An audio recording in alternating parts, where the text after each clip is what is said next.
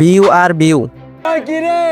Creative Mushtaq tech video. এই ক্যাটাগরিতে তো অনেক চ্যানেল ও অনেক ভিডিও রয়েছে, তাহলে ক্রিয়েটিভ মুস্তাক এত সাকসেসফুলি কিভাবে? তার ভিডিওতে এমন কি আছে যে চ্যানেল শুরু করার 7 দিনের ভিতরে চ্যানেল মনিটাইজ, এমনকি 1 মাসের ভিতরে 20,000 সাবস্ক্রাইবার হয়েছে। এখানে অনেকে ভাবতেছেন ইট ইজ লাক, বাট আমি গত 7 দিন ক্রিয়েটিভ মুস্তাকের চ্যানেল ওভারভিউ করার পর আমি খুঁজে পাই মুস্তাক ভাইয়ের কাছে রয়েছে 4 স্টেপ ফর্মুলা, যা সে তার 90% ভিডিওতে ব্যবহার করে থাকে। বাট এখানে যে 4 নাম্বার স্টেপ আছে, এটা এমন ইম্পর্টেন্ট, শর্ত লাগিয়ে নেও, এটা ছাড়া মুস্তাক ভাই জীবনও গ্রো করতে পারতো না। তুমি যদি তোমার চ্যানেলে এরকম সাকসেস পেতে চাও, তাহলে শেষ পর্যন্ত ভিডিওটি দেখো।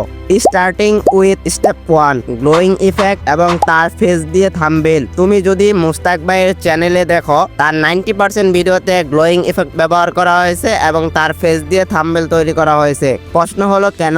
যেখানে তুমি অন্য চ্যানেলগুলোর থাম্বনেলগুলো দেখো এরকম লাগবে, তাহলে তার এমন করার পিছনে কি স্ট্র্যাটেজি রয়েছে? তা হলো ডিসিশন টাইম। এটাকে সহজ ভাষায় বুঝো, তার অডিয়েন্স এবং ভিউয়ার্স গুলোর এরকম গ্লোয়িং ইফেক্ট এবং তার ফেস সহ থাম্বনেল দেখতে অভ্যাস হয়ে গেছে। আমি আরো সহজ করে বুঝাচ্ছি, তুমি তার কোনো ভিডিওতে ক্লিক করছো, তার বদলে তুমি পেয়েছো একটি ভালো কোয়ালিটির ভিডিও। যখন নেক্সট টাইম ইউটিউব তোমার সামনে এরকম আরেকটা ভিডিও রিকমেন্ড করবে, তখন তোমার ডিসিশন টাইম রিডিউস হয়ে যাবে এবং তুমি ওই ভিডিওতে ক্লিক করবে।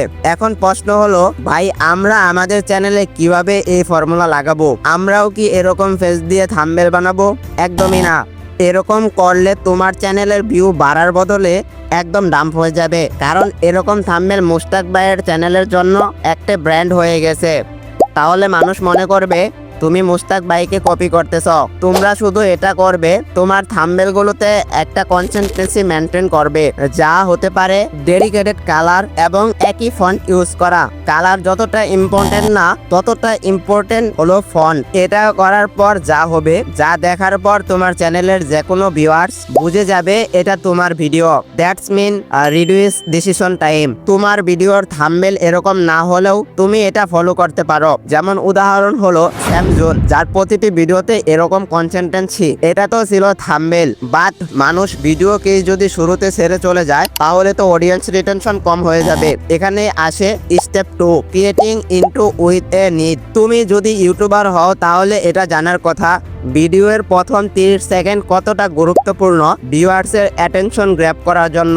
যেখানে মোস্ট ইউটিউবার শুরু করে ফ্যান্সি ভিডিও দিয়ে বা hi guys welcome to my channel, but Mustaq ভাই এখানে মাস্টারমাইন্ড গেম খেলে থাকে। শুরুতে তার অডিয়েন্সের ভিতরে সিন্স অফ দ্য নিড বা ইম্পর্টেন্ট কোশ্চেন ক্রিয়েট করে এবং পরে ভিউয়ার্সদের গ্যারান্টি দেয় যারা ভিডিওটি শেষ পর্যন্ত দেখবে তাদের সেই প্রশ্নের উত্তর পেয়ে যাবে। উদাহরণ হিসাবে এই ভিডিওটি দেখুন। Monetization in just 7 video. হ্যাঁ, আপনারা ঠিকই শুনেছেন। যেখানে অনেক ক্রিয়েটর লং টাইম ইউটিউবে কাজ করার পরও তাদের চ্যানেলে এখন পর্যন্ত 1000 সাবস্ক্রাইবার কমপ্লিট করতে পারেনি, সেই জায়গায় আমি মাত্র 1 মাসে 8000-এরও বেশি সাবস্ক্রাইবার কমপ্লিট করে নিয়েছি এন্ড তার সাথে চ্যানেলে মনিটাইজ পেয়ে গেছি। নাও সবারই এখন একটা কোয়েকশন, আপনার চ্যানেল এত তাড়াতাড়ি গ্রো হওয়ার রহস্য কি? ভাই আপনি এত তাড়াতাড়ি ইউটিউবে কিভাবে করতে পারেন? ভাই আপনার ভিডিও কিভাবে ভাইরাল করেন? ভাই আপনার চ্যানেল এত তাড়াতাড়ি গ্রো হওয়ার রহস্য কি? ভাই আপনি এত তাড়াতাড়ি ইউটিউবে কিভাবে ভাই আপনার ভিডিও কিভাবে ভাইরাল করেন?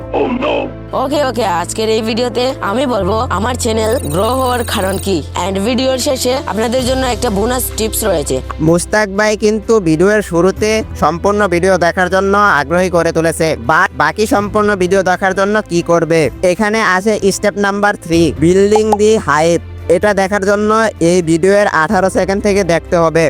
আপনি শিখতে পারবেন এরকম eye catching and attractive thumbnail কিভাবে বানাতে হয়, তাও আবার মোবাইল ফোন ব্যবহার করে। আমি ভিডিওর মাঝে মাঝে অনেক ইম্পর্টেন্ট টিপস শেয়ার করব, সো ভিডিওটি স্কিপ করবেন না। তো তোমরা নোটিস করছো তার ভিডিওতে সে ইম্পর্টেন্ট টিপস দিবে, যার কারণে ভিউয়ার্সরা কোনো টিপস মিস না করে ফেলে, তার জন্য সম্পূর্ণ ভিডিওটা দেখবে। তুমি নোটিস করবে আমি আমার এই ভিডিওতে এই একই ফর্মুলা ব্যবহার করেছি, দ্যাটস মিন ভিউয়ার্স গেট করা।